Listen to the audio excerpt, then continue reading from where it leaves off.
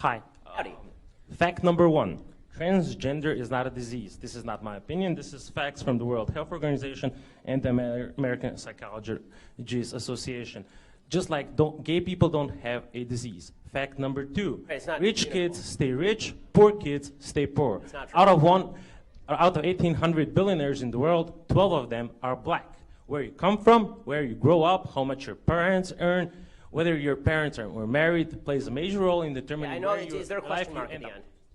Fact number 3. I would just like to remind you that hate speech is not free speech. Yes, it is. And my question is, since facts don't care about your feelings, why did you use false facts? Okay, so none of the facts that I used are false. First of all, yes.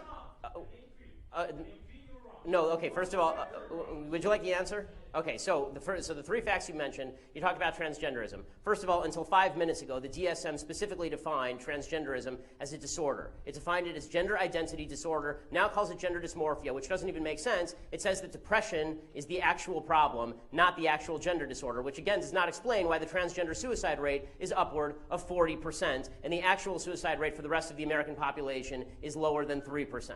Okay, so that's number 1. Number 2, you talked about income inequality, and you suggested that all wealth is inherited. This is nonsense. According to the IRS statistics, if you are born into the bottom 20% of wage earners in the United States, you will not be one of the bottom 20% of wage earners in the United States. 90% of people will not be within 15 years. There's tremendous wage mobility in the United States of America. Plus, there is not a group of people who just sit at the very top and stay there. People move up and down, in and out of the 1%. 1% just defines the line of income.